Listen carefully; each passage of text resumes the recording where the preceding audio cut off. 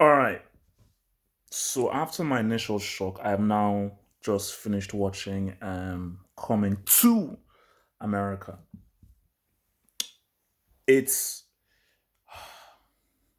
when I did that first initial reaction because I had to press stop because I thought, okay, this is going to be a train wreck, and I felt that, and it's still bad, but it wasn't as much as a train wreck as I thought it could be when I pressed halfway. So let's just talk about the movie as a whole. As a whole, it's a bad film.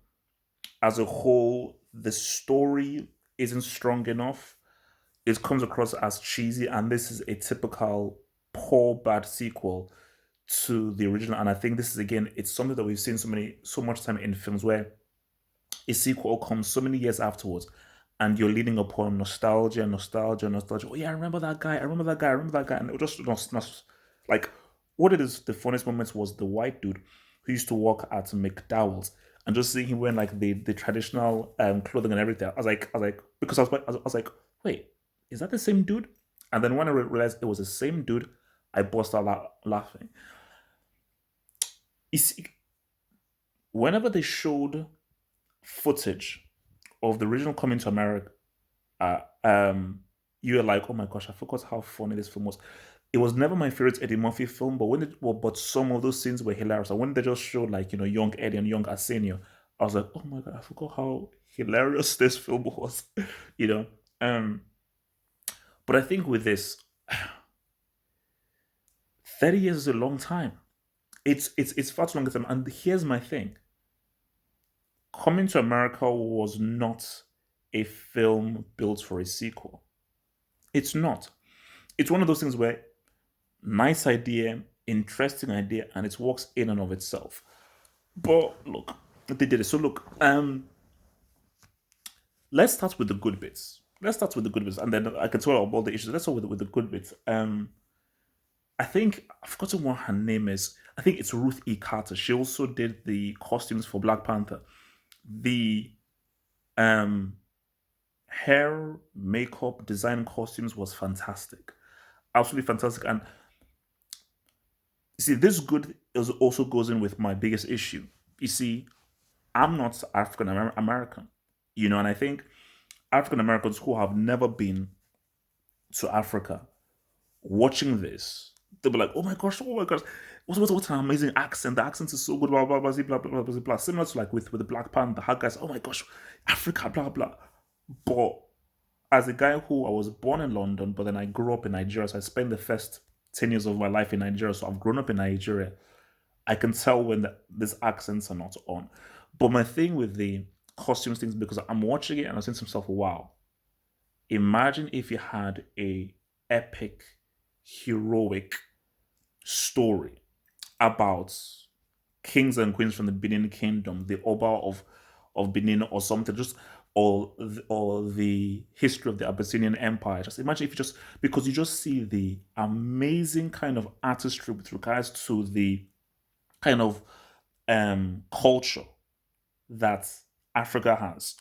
With the clothes, the color, the vibrancy, the stars. Man, if you just took this, but this was an epic story, like the whites have it, the Asians have it, with their history, but there's never really been a epic, large scale story told about the Benin Empire, about the Abyssinian Empire. That is what I'd love to see because I'm like, the comedy with like same old African jokes, same old thing about Africa things, booty scratcher, Zamunda Munda, like what's it called?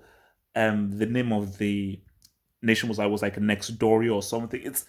I'm like, we've seen these gags for a long time. Please give me something new. Please give me something new because this amazing work that Ruth Ikata did with regards to the costumes and so forth, and the costume design and the production design, it's wasted on just bottom of the barrel cheap ass jokes. Because to be real with you, the only time I laughed out loud was seeing the white guy dressed in the traditional outfits and seeing the we see traditional outfit, and of course seeing the, and that's the funny thing, and I think it was, J3 the entertainment that she said so.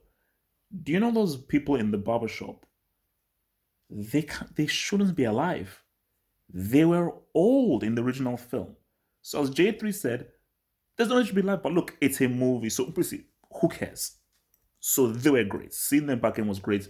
Seeing Sexual Chocolate back was great, and the creepy, weird priest played by Arsenio Hall, that was funny as well, man. So that was cool. But my thing is, the issue with this is this, and this is the problem when you do something so many years after. You feel like, oh my gosh, it's 30 years. We have to be current. We have to appeal to the young people. We have to be appeal to the young audience. And it's like, and this was the failing of Expendables. This was how Stallone failed because Stallone felt, especially with Expendables 2 and Expendables 3, that, oh, we have to appeal to the younger generation. What about us? You're appealing to us. So when you're making Expendables, you're appealing to us who helped give you a career by going and supporting your films in the 80s and the 90s. Coming to America, this film should have been made first and foremost for guys like us. And here's the thing, if you make it for people like us who grew up watching the film and so forth, and you make it well, the younger generation will like it because people of the younger generation who find it Coming to America, they find the Beverly Hills Cop, they find the 48 Hours, they'll think it's amazing because a good story is a good story is a good story. Seven Samurai was made in the 30s or the 40s, but it's an amazing story. It doesn't matter how long it goes, it's just a really good story. Coming to America, it's a really good concept. It's a good plot. It's a good log line that sort of works, that anybody of any age group, of any generation can watch and enjoy. So that's the thing, man. So my thing is, yeah, for me, this just felt very much like, okay, the guys are just coming back. And so, yeah, so the issue with appealing to a younger audience. So my thing is, with the rapping, why does it need to be rap? Why do you have to use, like, for what reason? Because that took me completely out of it. When there was like the singing number and the rapping, I was like, for what reason are you doing this? So look, I think that look,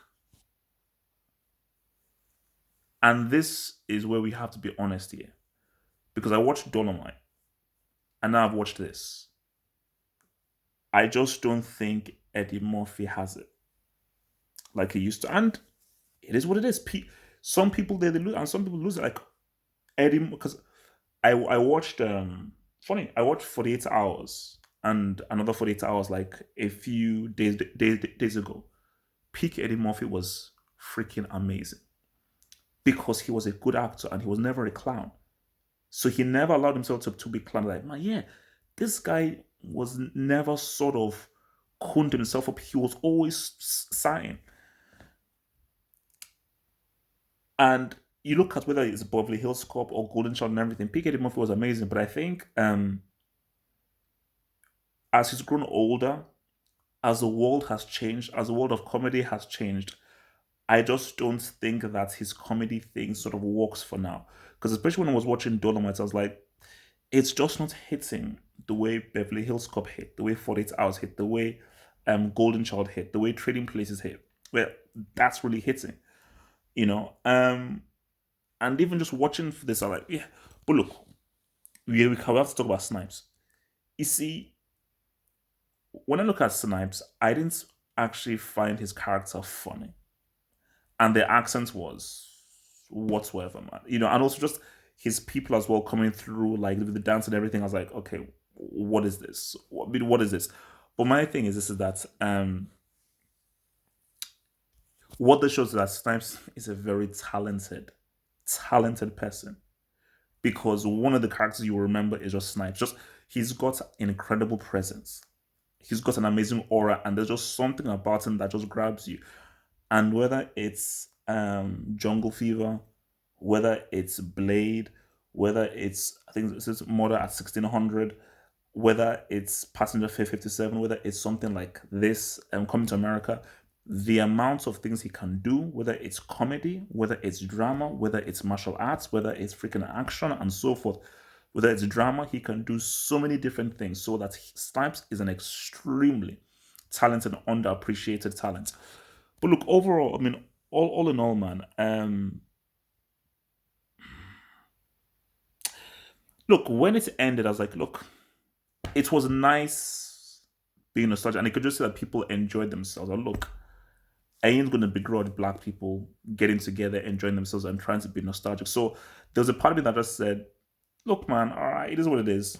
Cool, nice, you smile. It's nice just seeing all those characters back and them just having fun. But if we're gonna be real, this sequel should not have been made. And watching this, you can see where the sequel should not have been made, man. Tina Taylor, man. She had. She had. Um, but yeah, this really needs to be made. This really didn't need to be made, man. But it is what it is. It is there and everything. But this just is a testament to sometimes you should just leave things to rest. You don't need to make a sequel for every film. Not every film deserves a sequel. Doesn't matter how much fans clamor for it and so forth. There are some things that are just meant to be left alone and be a film in and of itself. Like that vid, subscribe.